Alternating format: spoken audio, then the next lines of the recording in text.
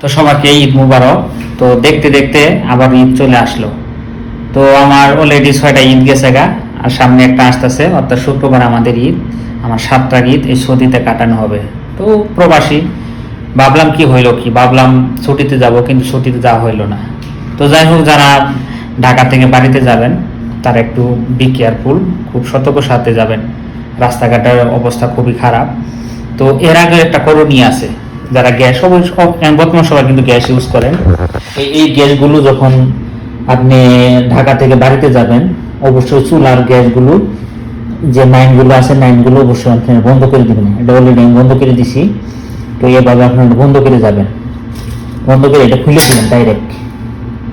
আর যদি আপনি লাগানো থাকে বা কোনো কারণে এটা ব্রাস্ট হয়ে যেতে পারে, বা তাড়াহুড়া করবেন না, বা চুলাতে আপনি কিছু বসাই দিচ্ছেন, ঠিক আছে, তাড়াহুড়া করে কিন্তু বসানি থাকলো বা গ্যাসও চালু আছে, আপনি ধুয়ে চলে গেলেন, সেটা কি হবে?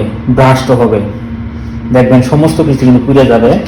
তো আর একটা জিনিস আপনাদের অবশ্যই কেয়ারফুল, এই যে দেখতেছেন কল, এই কলটা অবশ্যই আপনারা অনেকে কি করে তাড়াহুড়া করে এই পানিতে ছাড়ছে, পানি পড়তেই আছে, ওই অবস্থায় কিন্তু চলে যায়।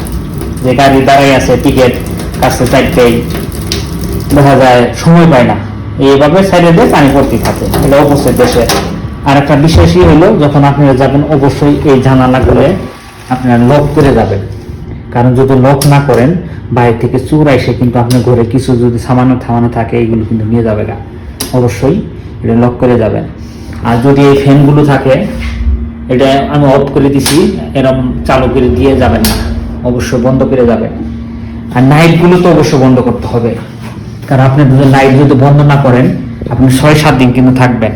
এই লাইটটা কি হবে, এটা আমি যদি বন্ধ করছি, কিন্তু বন্ধ করে যাইতে হবে। যদি বন্ধ না করি, এভাবে যদি চালু করি, আমাদের রমজান নাইটে আপনার কোরবানির ঈদ, তো এই ঈদে কিন্তু আমরা 7 দিনই এই লাইটটা জ্বলবে। এটা দেশের ক্ষতি।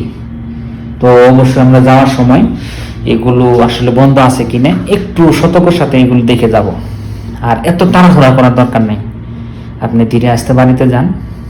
আপনার বাবা মা আপনার জন্য কিন্তু সবাই চাই থাকে, কিন্তু আমাদের প্রবাসী সবাই জানে আমরা মন চাইলেও বাংলাদেশে যাইতে পারি না, সকল প্রবাসী। তো যারা ঢাকাতে আছেন, অবশ্যই বাবা মার সাথে ঈদের দিনটা কাটান।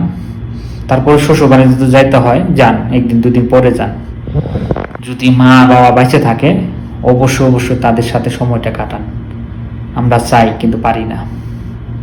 কিন্তু আপনারা আছেন, এখন ভাবতেছেন না যে মা কি জিনিস। যখন একটু দূরে চলে আসবেন, তখন বুঝতে পারবেন। দেখেন, যাদের বাবা মা দুনিয়া থেকে চলে গেছে, তারা বুঝতে আছে যে বাবা মা কি জিনিস।